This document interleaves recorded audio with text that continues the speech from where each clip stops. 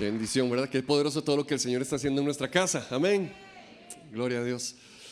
Le voy a pedir que empiece a buscar 1 Corintios capítulo 11. 1 Corintios capítulo 11.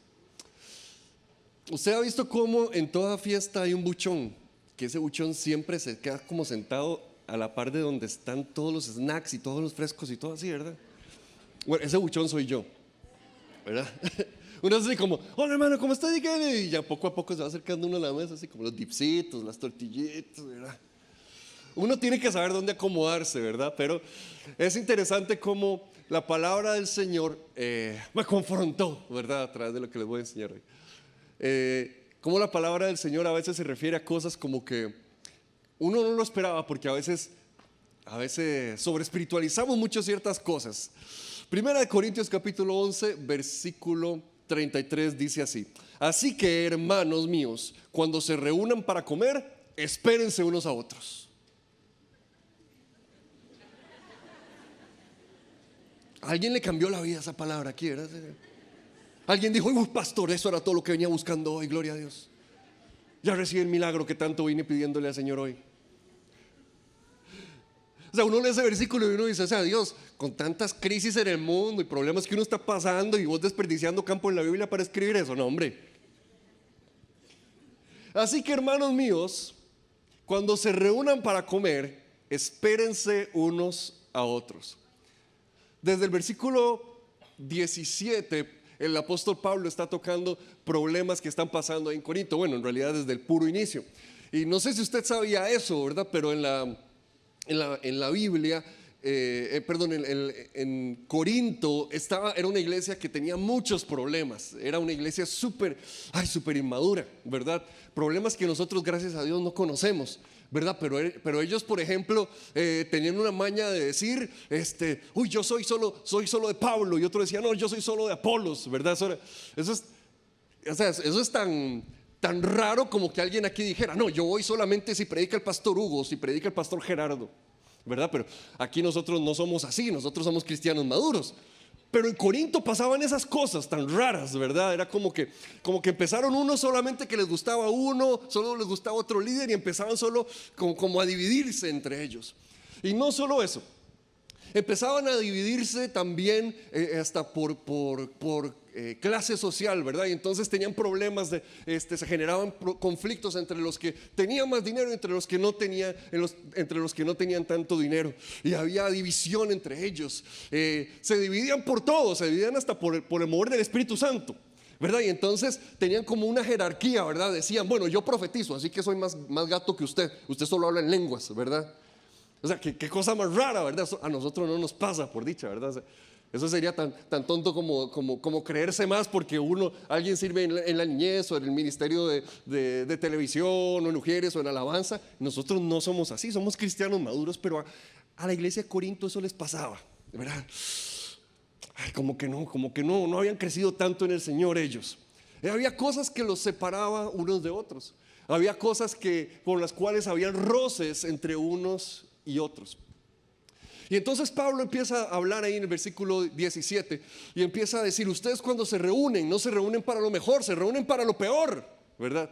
O sea, ya cuando el pastor lo recibe a uno así como diciendo, qué pereza que vino hoy domingo usted, hermano, ¿verdad? Ya es porque uno es problemático, ¿verdad?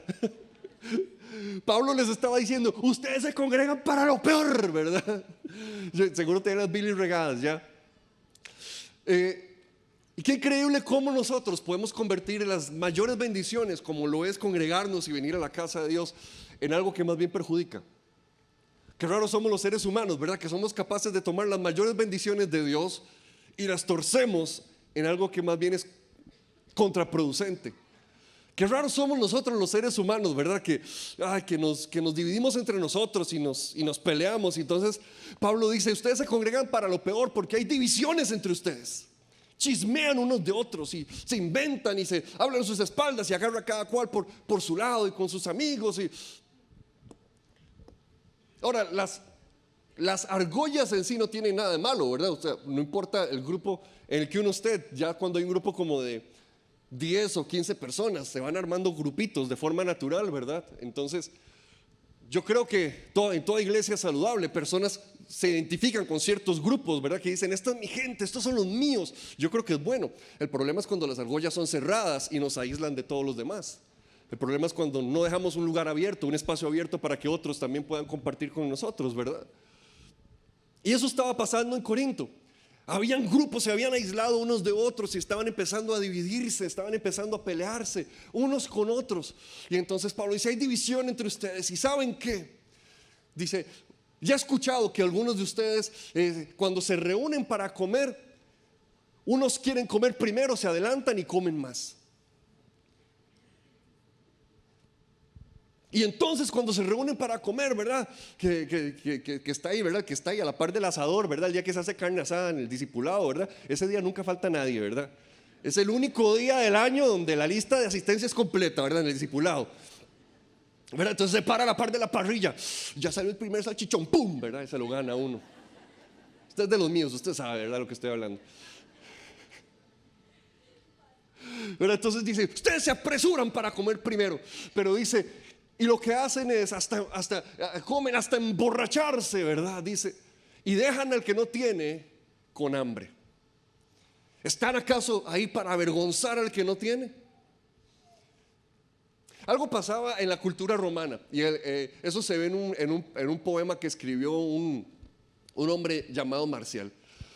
Y ese hombre redacta un poema acerca de un problema que estaba teniendo con alguien, ¿verdad? Como que le empezó a caer mal, ¿verdad? Como que de repente habían ciertos roces también con ellos. Este hombre no era cristiano, simplemente era un ciudadano romano que nos está enseñando qué pasaba en esos tiempos y cómo se vivían las cosas. Y entonces este hombre Marcial escribe, siendo invitado a la cena, ya no como como antes. ¿Por qué no me sirven la misma cena que a ti? Tú tomas ostras engordadas en el lago Lucrino, yo sorbo un mejillón habiéndome cortado la boca. Qué chichón. A ti te llena una dorada tórtola de enormes muslos y a mí me ponen una picaza, una urraca muerta en su jaula. ¿Por qué ceno sin ti? Cenando contigo, cenemos lo mismo. La costumbre en Roma era que los momentos de comida eran para definir quién era quién. En los momentos de comida se marcaba la cancha y se decía, se hacía la diferencia. Ok, usted es alguien que honramos y usted es cualquier patas vueltas. Pero usted es alguien que nosotros admiramos mucho y que nos parece súper admirable. Y usted es alguien corrientillo, ¿eh? Y entonces en Roma hasta llegaban al punto donde hacían eso, servían diferentes tipos de comida a invitados a la misma cena. En la misma cena, pero es así como, no, este plato no es para usted, papá, permiso. Córrase, usted sabe. Y entonces eso es lo que él está escribiendo, ¿verdad? A mí, yo hasta me corto la lengua con lo que usted me sirve, ¿verdad? A usted una tórtola engordada y unos rackham que se le murió en la jaula nada más para que no se desperdicie. ¡Qué colerón! Y entonces esa era la costumbre en la cultura que ellos tenían a su alrededor y ellos lo empezaron a repetir en la iglesia. Ellos empezaron a vivir exactamente igual a como se vivía en el mundo a su alrededor. Y entonces cuando se reunían para cenar, porque nosotros vemos la Santa Cena como un acto litúrgico, pero en los tiempos de la iglesia primitiva, la Santa Cena era el refrigerio al final del discipulado, ¿verdad? Eran iglesias que se reunían en casas y cuando terminaban ese momento, todos se sentaban en una mesa, compartían de la cena del Señor y comían juntos. Y en ese momento, en un momento tan importante, en un momento tan santo, unos se aprovechaban para dejar a otros sin nada. Unos se aprovechaban para comerse y llenarse y atiborrarse todos y dejar a los otros. ¿A mí qué me importa usted? Ahora, ellos tenían una justificación. Los arqueólogos dicen que las casas romanas, en los comedores cabían como 9 personas. Y si ese día llegó todo el mundo de la iglesia, porque las iglesias seguro se reunían en las casas más grandes, y las casas más grandes era probablemente el que tenía más dinero, y ese que tenía más dinero entonces tenía amigos muy influyentes, y entonces él esa persona probablemente lo que hacía era que a sus amigos influyentes, ¿verdad?, les decía: venga, venga, pase al comedor, usted venga conmigo, ¿verdad? Aquí está el gerente del banco y el diputado, ¿verdad? No sé, ahí, ¿verdad? Toda la gente, ¿verdad? El dueño del barco tal y el de tal empresa, no sé qué, vengan ustedes, siéntense conmigo. Y cuando venía ahí, patas vueltas: ¿qué, hermano? ¿Hay comida? ¿Verdad? No, hermano, usted espérese. Y entonces uno podía decir: están justificados, no le cabía a todo el mundo en la mesa. Entonces unos tal vez comían en el patio, otros comían en otras partes, otros tenían que comer, ¿verdad? Usted, hermano, oye, usted le tocó sentado en el interior, ¿verdad? Y solo ahí, pero ahí le pasamos un gallito, no se preocupe. Es que ya no tenemos campo. El problema no era ese, el problema no era que se tuvieran que dividir, porque obviamente no cabían todos en el mismo lugar a la hora de comer. El problema era cómo los dividían. Y el problema era que dependiendo de donde usted lo sentaban, le daban comida diferente o no. Y dependiendo de donde usted estuviera sentado, tal vez no le llegaba ni siquiera nada. Eso era lo que estaba viviendo la iglesia de Corinto, donde grupos simplemente se separaban unos de otros, peleaban unos con otros, agarraba cualquiera por su lado. Tomaron lo mismo que estaba en su cultura y lo estaban repitiendo en la iglesia, y eso estaba pasándoles a ellos. Y me llama mucho la atención la última frase de ese poeta que dice: ceno sin ti, cenando contigo. Más de alguno le puede decir eso al esposo o a la esposa, ¿verdad? Gracias al celular, ¿verdad? Ceno sin ti, cenando contigo. Pero yo me pregunto si habrá gente que pueda decir: me congrego sin ti, congregándome contigo. Me pregunto si habrá gente a la que hemos aislado, hemos hecho a un lugar, hemos dejado olvidados, y que pueda decir: vengo a la casa del Señor, me congrego sin ti, a pesar de que me congrego contigo. Ahora, hay muchas formas en las que algo así se podría manifestar, pero quiero referirme a lo que estamos celebrando hoy, a lo que estamos viviendo hoy. El 1 de octubre se celebra el Día del Adulto Mayor. Nosotros lo estamos celebrando el día de hoy. Y es un momento para reconocer a las personas mayores de 65 años, ¿verdad? A los adultos mayores. Y es muy bueno que cada cosa tenga su día, ¿verdad? Por supuesto, hay Día del Padre, hay Día del Niño. Pero lo que me llama mucho la atención es cómo se da mucho cuando uno escucha hablar del Día del Adulto Mayor, que la necesidad es sensibilizarnos, ¿verdad?, de lo que vive el adulto mayor, de la realidad del adulto mayor, sensibilizarnos de lo que pueden estar pasando. Porque el problema es que nosotros vivimos en una cultura que está obsesionada con la juventud, ¿verdad que sí? Usted vea cualquier anuncio de casa, ¿verdad? En este momento están construyendo casas en cualquier lado que usted vea, ¿verdad? Porque usted camina 50 metros y están construyendo torres y casas y edificios y no sé qué, ¿verdad?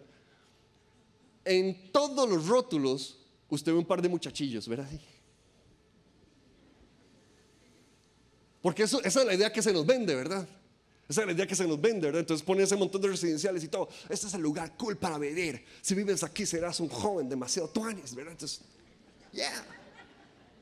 Oh, ese es el lugar para mí, muy bien, ¿verdad? Pues nos quieren vender un fresco, ¿verdad? Y igual, ¿verdad? Este es un par de muchachillos en la playa ahí mejengueando y jugando. Nuestra cultura constantemente, si nos quiere mostrar el ideal de vida, nos presenta un par de muchachillos. Porque nuestra cultura está obsesionada con el ser joven. Nuestra cultura está obsesionada con el ser joven al punto de que vemos envejecer como algo malo, ¿verdad? Y vivimos en esa gran contradicción, ¿verdad? Que queremos vivir más años, pero no queremos envejecer. O sea, si quiero vivir más años, pero apenas pueda, cremita antiarrugas en el nombre de Jesús, Padre. Pondrán sus manos sobre los enfermos, ellos sanarán, aleluya. Ungüento sanador ahora. Queremos vivir más años, pero no queremos envejecer, porque vemos lo que puede parecer como envejecer, como algo malo, como algo de lo que hay que aterrorizarse, como algo de lo que hay que tener miedo. En las culturas tradicionales tal vez no se necesita sensibilizar a la gente de lo importante que es un adulto mayor, porque dependen de los adultos mayores, porque ellos son la fuente de sabiduría, de dirección, ¿verdad? Pero nosotros somos así como, ay, ya no ocupo ningún roquillo que me diga nada, yo tengo Google, ¿verdad? Parte de lo que ha hecho la tecnología, parte de lo que ha hecho la literatura, de muchas cosas buenas que podría hacer, es que nos ha hecho olvidarnos de que en otras culturas simplemente eran los adultos mayores como esos que preservan el conocimiento, que preservan el saber, que preservan la experiencia. Pero nuestra cultura es así como, ay, ya no lo ocupa usted, tengo esto, con permiso. Y lo que hacemos por unos, ¿verdad? El abandono, el olvido de unos nos afecta a todos. Y mientras olvidamos y abandonamos a unos, entonces ¿qué pasa con los otros? Cuando usted se va al otro extremo, ¿verdad? De la vida, nos damos cuenta que la adolescencia se ha expandido artificialmente. Y ahora tenemos gente de 30 años jugando carajillos. Y dan ganas de sentarse, ¿verdad? Con más de uno y decirle, papito, usted tiene más de 25 años, usted ya no es un joven, usted es un adulto, compórtese como tal en el nombre de Jesús. Crezca, por favor. Pero entonces esa obsesión nos ha hecho olvidarnos de uno y nos ha hecho que por el otro lado, los que están en el otro extremo se aferren, ¿verdad? A seguir viviendo jóvenes. Y esa misma obsesión que está en nuestra cultura, nosotros la traemos a la iglesia. Así como hacían la gente de Corinto, con la gente a su alrededor, con como comían, cómo se relacionaban. Eso mismo nosotros lo agarramos y lo traemos a la iglesia. En la forma en la que nos relacionamos. Y cada vez uno ve como hay como una brecha entre una generación y otra. Como hay como una brecha en la cual hay como casi que división y casi que ningún contacto entre unos y otros, ¿verdad? Y es como que cada cual se sentara en su lado, se sentara en su sala de la casa, ¿verdad? Como que cada cual, yo entiendo que cada edad tiene sus necesidades, yo entiendo que hay que enseñarle a cada edad de acuerdo a lo que está viviendo, de acuerdo a lo que esté pasando. Como le dije, el problema no es ni siquiera que puedan haber argollas, el problema es cuando un grupo tiende a aislarse de otro, eso sí es un problema. El problema es cuando no se pueden mezclar en ningún momento. El problema es cuando simplemente chocan unos con otros, cuando simplemente ni se ven la cara o ni se hablan. Eso le estaba pasando a Corinto con su gente. Y por eso Pablo les tiene que decir lo que les dice. Pero me llama muchísimo la atención cómo entonces Pablo les recuerda y les empieza a explicar el significado de la Santa Cena. Ese capítulo 11 de 1 Corintios es el que usamos casi siempre cuando vamos a recibir la Santa Cena nosotros. Y ahí en 1 Corintios 11, 23, Pablo empieza diciendo, porque yo recibí del Señor lo mismo que les he enseñado a ustedes, que la noche en la que el Señor Jesús fue entregado, tomó pan y lo partió y dijo, tomen y coman, este es mi cuerpo, ¿verdad? Empieza a explicar toda la Santa Cena. Pero ese versículo 23, ahí Pablo hace algo muy interesante, que es que él empieza como a redundar, él quiere remarcar una idea. Y cuando nosotros lo vemos en el original nos damos cuenta de eso, porque cuando nos lo traducen como que no querían que sonara tan feo, entonces no lo tradujeron exactamente como era. Pero cuando usted lo ve en el original, usted se da cuenta que la estructura de las palabras, de 3 palabras es muy parecida. No importa que no lea, ¿verdad? Griego. Pero esas 3 palabras que están en negritas, usted se da cuenta que empiezan como muy iguales. Son palabras que son como de la misma familia. Bueno, igual en Mateo 1 le enseñan las letras en griego, ¿verdad? Entonces está pi, alfa, rho y epsilon, ¿verdad? Esas 4 primeras letras usted ve que se repiten en todas y son palabras que son como de familia. Pablo ahí dice parelabón, paredoca, paredídeto. Entonces esa palabra lo que tiene que ver es entregar. Lo que se usa es para decir cuando uno le da a alguien le da algo a otra persona, le puede entregar un objeto, por ejemplo. Entonces Pablo lo que está diciendo es, a mí se me entregó lo que yo le entregué a ustedes, que la noche cuando Jesús fue entregado. Él está como repitiendo la misma idea. A mí se me entregó lo que yo les entregué a ustedes, que la noche en la que Jesús fue entregado, tomó pan. A mí se me entregó lo que yo les entregué a ustedes, que la noche que Jesús fue entregado, tomó pan. Y esta iglesia que estaba divididos unos de otros, esta iglesia que estaban peleados unos con otros, esta iglesia que no se relacionaban unos con otros, Pablo empieza a recordarles lo que los une. Pablo les dice: a mí se me entregó lo que yo les entregué a ustedes, que cuando Jesús mismo fue entregado, tomó pan. Cuando los servidores vienen y toman esas bandejas y empiezan a repartirlo a cada uno de nosotros, lo que está pasando es que la iglesia está volviendo a vivir eso que estaba describiendo Pablo, lo que nos entregamos unos a otros. Porque algo interesante de ese grupo de palabras es que no solo se usan para entregar una cosa, sino que también se usaba para hablar de el legado que le entregaba un maestro a un alumno. También se usaba para hablar de cómo un maestro le enseñaba a su alumno. Ese legado de información, de secretos o de ritos o de enseñanzas, todo eso lo expresaba esa palabra. Y entonces Pablo está diciendo: recuerden que lo que nos entregamos unos a otros. Y me parece súper interesante que quiera hablar de un legado, que la palabra hable de un legado en un contexto como el que estamos hablando y celebrando hoy en día. Lo que nos une es una fe que se nos ha sido entregada. Alguien me la entregó y yo se la debo entregar a alguien más. Yo la recibí de una persona y se la tengo que entregar a otra persona.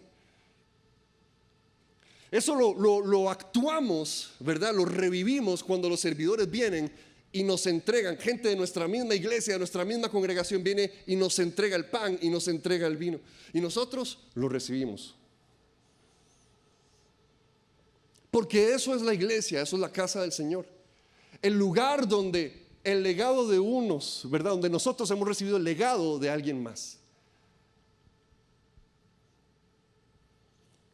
¿Cuántos de nosotros hemos recibido nuestra fe gracias a personas que tal vez ya tienen sus cabellos blancos, ¿verdad? ¿Cuántos de nosotros estamos aquí porque recibimos nuestra fe de personas que tal vez ya les cuesta un poco caminar? ¿Cuántos de nosotros estamos aquí porque hemos recibido nuestra fe de alguien más? Porque a mí se me entregó lo que yo les he entregado, que cuando Jesús fue entregado.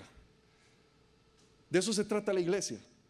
De algo que nos entregamos unos a otros, de esa fe, de ese tiempo en el que nosotros todos juntos venimos a la misma mesa del Señor, y de ahí nos entregamos unos a otros lo que el Señor hizo por nosotros en esa cruz. Hay algo que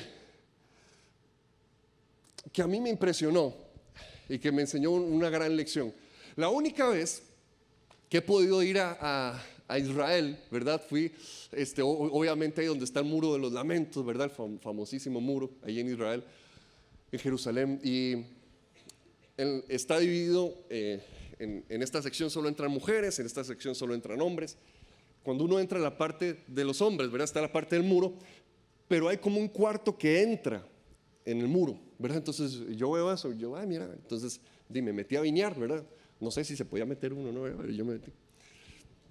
Entonces me metí, ¿verdad? Y me llamó tantísimo la atención. Es uno de los momentos donde yo siento que Dios más me impactó, tal vez en ese viaje, ¿verdad? Porque yo entré y una vez que entré, ¿verdad?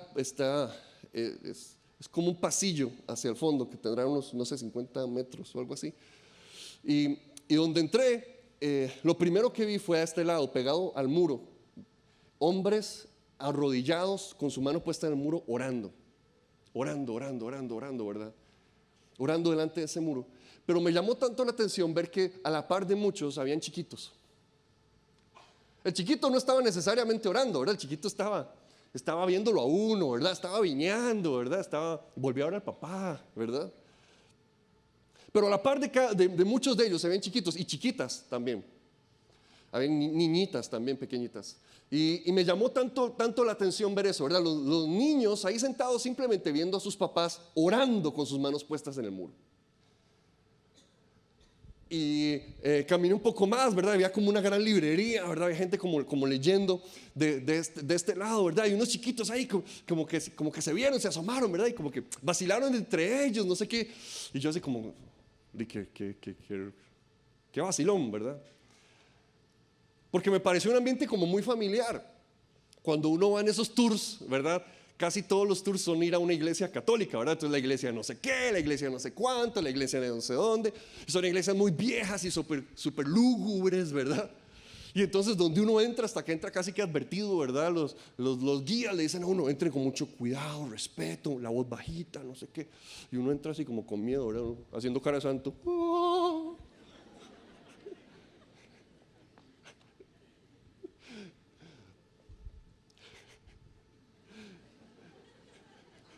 Es que, es que me acordé que en una de esas iglesias, creo que fue en la iglesia de la Resurrección, había unas monjas así vestidas como completas hasta abajo. Y mi mamá fue y se quedó viendo, la verdad. Y pensó que era una estatua, ¿verdad? Entonces, porque estaba así quieta. Y de repente la señora como que se obstinó de que mi mamá la viera. Entonces hizo así y mami, ¡ah! En media iglesia, ¿verdad? O sea, donde todo el mundo está. Mami, ¡ah, qué es esto! Y yo digo, pobrecita la monja, ¿verdad? O sea, que piense que es una aparición. Pero entonces yo entré a ese lugar como con esa misma mentalidad. Uy, aquí en todo lado hay que entrar muy así, ¿verdad? Y cuando me di cuenta, los niños estaban siendo niños, ¿verdad? Estaban ahí siendo niños, ¿verdad? Y los papás estaban en lo suyo. Ellos estaban simplemente buscando al Señor a su manera. Y seguí caminando hasta el puro final. Cuando llegué al puro fondo había un grupo de un montón de preadolescentes y adolescentes, ¿verdad? Y entonces yo me acerqué, ¿verdad? Como para ver qué estaban haciendo. No entendía lo que les estaban diciendo, ¿verdad? Pero se veía como que alguien les dijo, agarren las sillas y hagan un círculo, ¿verdad? Entonces empezaron, ¿verdad?, a agarrar las sillas. Obviamente eran adolescentes, entonces no habían desarrollado la capacidad de levantar una silla, ¿verdad? Si hay que mover una silla hay que arrastrarla, lógicamente, ¿verdad? Y eso... Entonces lo que hizo fue que en ese lugar donde estaba un montón de gente orando, pegados en el muro, ¿verdad? Porque uno dice, oh, el muro de los lamentos, gloria a Dios, ¿verdad? Entonces están todos los muchachillos, ¿verdad? Sí, ¿verdad? Y como que le dicen, hagan un círculo y todos, ¿verdad? Un escándalo, ¿verdad? Y se reían y se vacilaban. Yo imagino así como, ¿qué mal? ¿Qué por ahí? No sé qué. Estaban haciendo el círculo y al puro fondo, en la pura esquina, ¿verdad? Era un viejititico,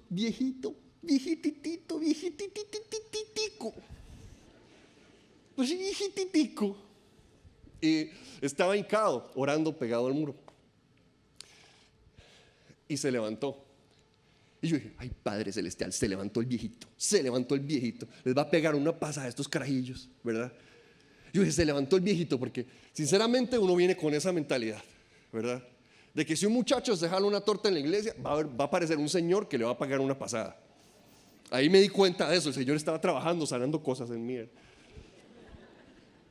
Entonces levantó el viejito. Yo dije, ya está, le van a pegar una regañada a estos carajillos. Y viene el viejito caminando, apenas podía caminar, caminaba despacito, ¿verdad? El Señor así, todo lindo, ¿verdad? Uno lo ve así como con el pelo largo y gris y así, y todo con la ropa que andaba, ¿verdad? Y llegaron del primero y yo dije, ya está, les va a dar un torazo, ¿verdad? Con la torá, ¿verdad? Así como que les va. Yo dije, ¿quién sabe qué les va a hacer? ¿Y sabe qué fue lo que hizo? Empezó a ir uno por uno a saludarlos y felicitarlos y darles una palmada en la espalda. Ellos estaban, en serio, era un escándalo, ¿verdad? En un momento donde uno entra así como, oh, este es el lugar santo, es lo más cercano al lugar santo que voy a estar en mi vida, ¿verdad? Y ellos estaban haciendo un escándalo y vacilando y no sé qué, y el viejito los empezó a saludar, todo cariñoso, les daba una palmada en la espalda, se iba donde el otro, y así, ¿verdad? Eran, no sé, 15, 20 muchachos, y uno por uno los fue saludando y les fue dando la bienvenida. Y eso, hermanos, eso es la iglesia. Eso es la iglesia. Es el lugar donde cada cual es quien es. Un niño va a ser un niño y no se le puede pedir que deje de ser niño. Un adolescente va a ser un adolescente y no se le puede pedir que deje de ser adolescente. Pero es un lugar donde todas las generaciones se reúnen. Es un lugar donde se valora que la fe se pase de un adulto o de un anciano hacia un joven, hacia un niño. Es el lugar donde la mayor victoria es cuando una generación le dice a la otra: toma, es tu turno de correr y de caminar.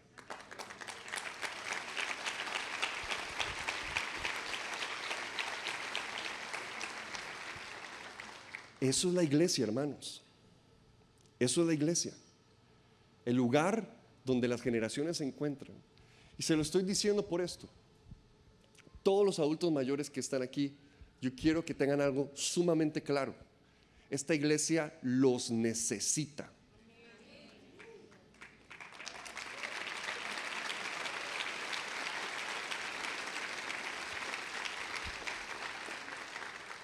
No es nada más que los amamos, aunque los amamos. No es nada más que los recibimos, aunque los recibimos. Es que los necesitamos. Necesitamos lo que el Señor ha hecho en su vida, hermano. Hermana, usted que es un adulto, una adulta mayor, déjeme decirle, esta iglesia necesita lo que usted ha vivido y lo que usted ha aprendido. Esta iglesia necesita lo que el Señor ha puesto en su vida. Usted vio la oración de don Federico ahora por las ofrendas. O sea, donde él oró, yo dije: no, si vámonos, ya aquí recibimos todo lo que hay que recibir. Yo dije: Siri, nota personal, aprender a orar.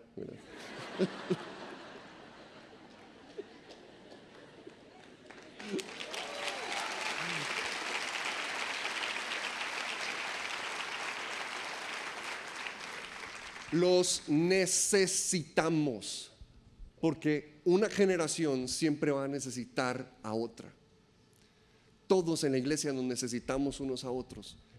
Todos nos encontramos en la mesa del Señor, donde es el lugar donde lo que se nos ha entregado lo entregamos a alguien más, así como Jesús mismo se entregó. Es el lugar donde nosotros compartimos lo que nos une, lo que nos da identidad como personas.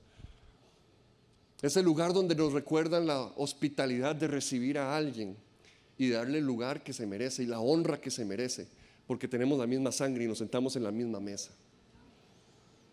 Porque somos hermanos y hermanas, de edades diferentes, de acentos diferentes, de culturas distintas, pero sentados en la misma mesa del Señor. Iglesia, le voy a pedir a todos que nos pongamos de pie.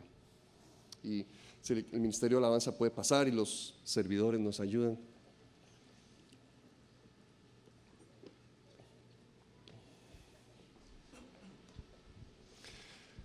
Hoy hemos solicitado que nos ayuden varios de los miembros de la Red de Oro, porque creo que es un momento muy importante en el que ellos nos van a entregar la Santa Cena y nosotros vamos a recibir esa Santa Cena de ellos, porque eso es la iglesia. Cuando estábamos hablando de qué hacer hoy, qué planear para el día, y pueden empezar a repartirlos, no se preocupen. Cuando empezamos a hablar de lo que estábamos haciendo y lo que vamos a realizar el día de hoy, una de las cosas que hablamos como equipo es: ese no es el día nada más para homenajearlos y de que ellos se sienten de forma pasiva y que los veamos, uy, ahí están los señores y las señoras, qué lindos y qué lindas. Es el lugar para que les demostremos que los necesitamos y que ellos tienen mucho que darle a esta iglesia y que ellos tienen mucho que ofrecerle a esta iglesia, y que en esta iglesia es un lugar donde se valora toda capacidad que ellos tienen, la experiencia, todo lo que ellos tienen para enseñarnos, todo lo que ellos tienen para darnos, la perseverancia que ellos han demostrado en el Señor, la perseverancia que ellos han demostrado en obedecer y en seguir a Cristo. Necesitamos eso, necesitamos eso, necesitamos eso. Así que por favor esté consciente en este momento en el que simplemente estamos recibiendo la cena del Señor, el significado tan grande de lo que estamos recibiendo y de quién lo estamos recibiendo. Porque a mí me fue entregado lo que yo les entregué a ustedes, igual como Cristo mismo se entregó. Vamos a adorar al Señor.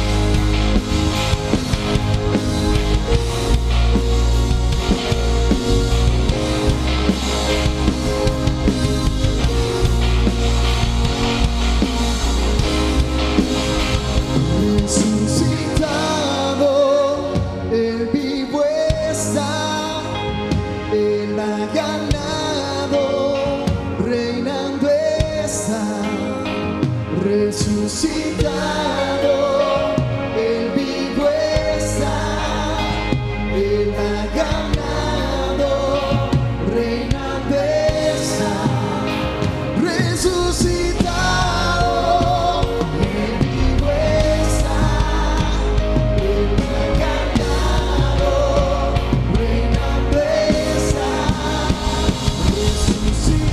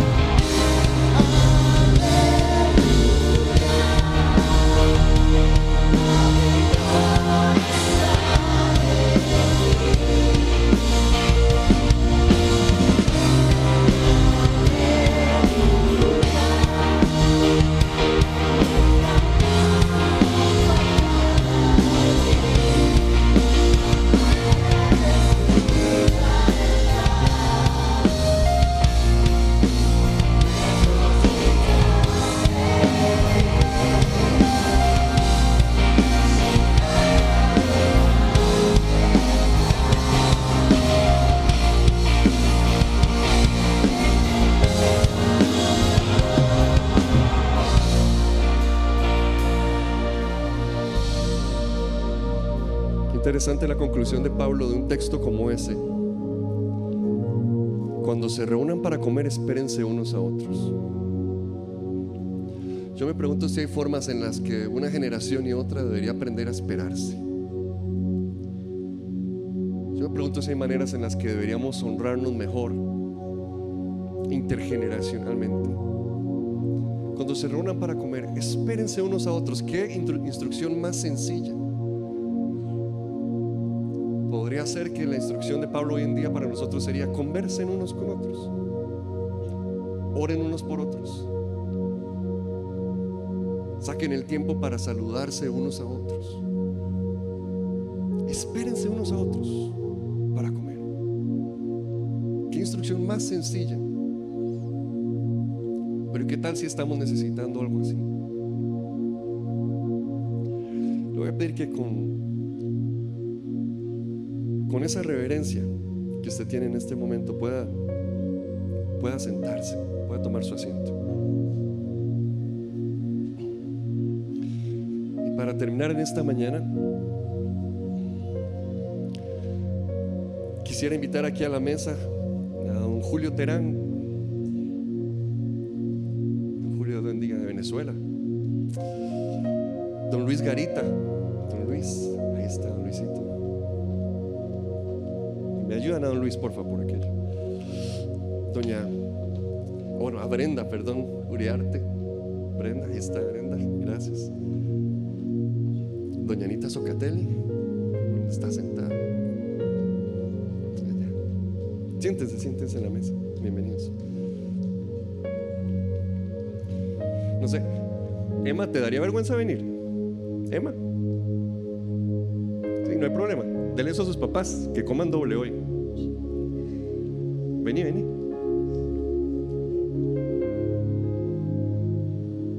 Gracias.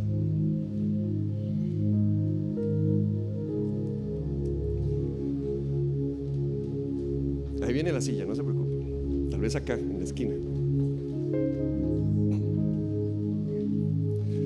Esta es la mesa del Señor. Esta es la iglesia del Señor. Esta es la mesa del Señor. Esta es la iglesia del Señor. Gente de culturas diferentes, acentos diferentes, edades diferentes,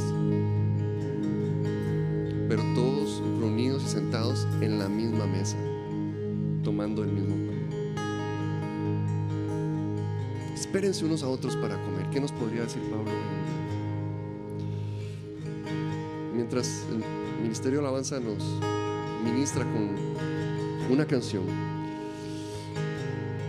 bueno, voy a leer para ustedes. El pasaje dice: yo recibí del Señor lo mismo que les transmití a ustedes, que el Señor Jesús, la noche que fue traicionado, tomó pan y después de dar gracias lo partió y dijo: este pan es mi cuerpo que por ustedes entrego. hagan esto en memoria de mí. Y de la misma manera, después de cenar, tomó la copa y dijo: esta copa es el nuevo pacto en mi sangre.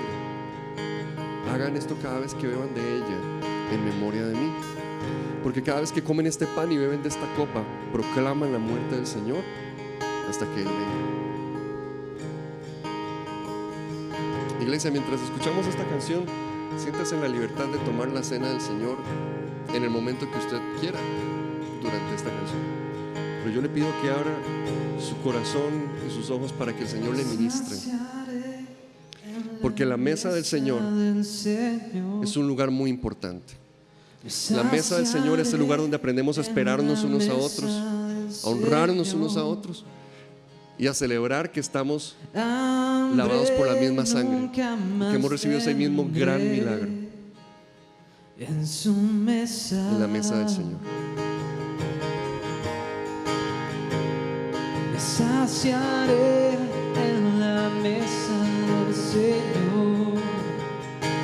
Me saciaré en la mesa del Señor. Hambre nunca más tendré en su mesa. Si estás cansado, ven a encontrar. Su yugo es fácil, ligero es, y está cerca para restaurar en la mesa del Señor.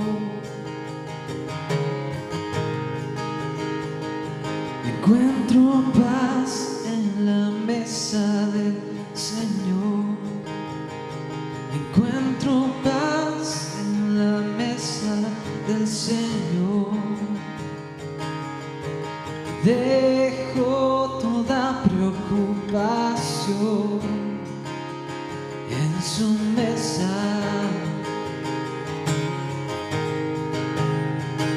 Y hay sanidad en la mesa del Señor.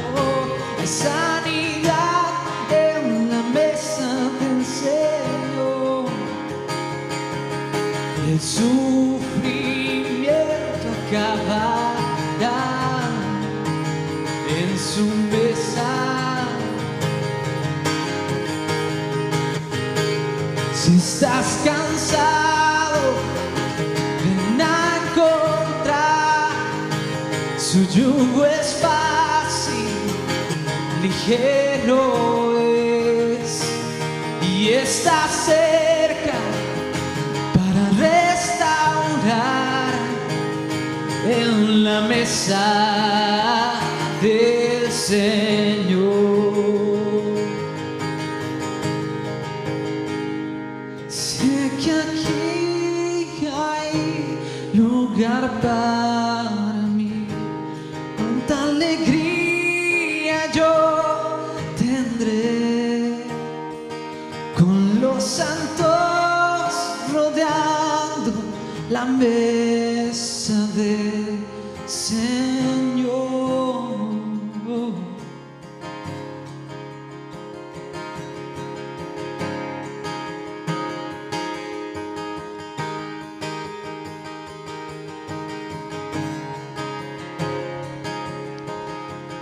Voy a pedir para terminar a todos los adultos mayores que se pongan de pie. Todos los adultos mayores, por favor, pónganse de pie. Pablo hizo una instrucción muy sencilla: espérense a la hora de comer. ¿Qué tal si la instrucción que seguimos hoy en el contexto de la cena del Señor es buscarlos y preguntarles por qué podemos orar por ellos? Yo le voy a pedir a las personas que están alrededor de cada adulto mayor en este lugar que puedan acercarse y preguntarle: ¿cómo puedo orar por usted? Porque vamos a orar por ellos. Que no se quede ni uno solo sin que alguien los busque para orar por ellos. Porque este es un lugar donde queremos escuchar lo que está en su corazón. Este es un lugar donde queremos orar unos por otros. Este es un lugar donde queremos detenernos. Pablo dijo: espérense unos a otros. Y una de las cosas que más estresa las relaciones entre generaciones es que una no quiere esperar a la otra. Pero Pablo dijo, espérense.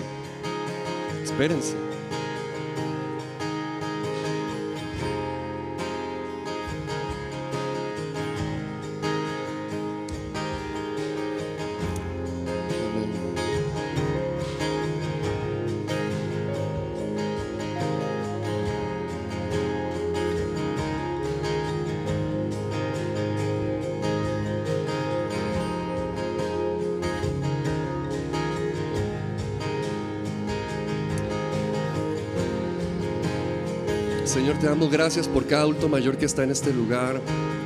Te damos gracias por tener el privilegio de tenerlos con nosotros. Gracias por el regalo que son ellos para nuestras vidas y para nuestra iglesia. Gracias, Señor, porque son ejemplo para nosotros de perseverancia, de fe, de trabajo arduo, de dedicación, entereza de carácter. Gracias por todo lo que tienen para darle a esta iglesia. Gracias por todo lo que tienen para enseñarle a esta iglesia. Gracias por todo lo que tienen para ministrarnos. Te bendecimos, oh Dios. Te bendecimos, oh Dios. Te pedimos que los bendigas. Bendice su salud. Bendice sus familias. Ayúdanos como iglesia a proveer sus necesidades, Señor, lo que puedan estar pasando, lo que puedan estar necesitando. Que nos ayudemos los unos a los otros. Señor, que en el nombre de Cristo Jesús, Dios, podamos ser una casa donde generaciones se unan, donde generaciones corren juntas, caminen juntas. Señor, ayúdanos en el nombre de Jesús. Respáldalos en cada sueño y proyecto que tengan delante de ellos. Cada carga que esté en sus corazones en este día, Señor, sea tomada por ti, sea levantada por ti, aligerada por ti. En tu mesa viene la paz tuya. En tu mesa viene la tranquilidad tuya. En tu mesa viene la dirección tuya. En tu mesa, Señor, es reforzado, Dios mío, que no estamos solos, que no están solos, que esta es una familia, Señor, que nos has puesto en esta misma mesa todos juntos. Y te honramos y te damos gracias, oh Señor, porque en esta mesa hay lugar para todos. Porque en tu mesa hay lugar para todos. Y queremos sentarnos en esta mesa entendiendo lo importante que es. Queremos sentarnos en esta mesa entendiendo, Señor, lo valiosa que es.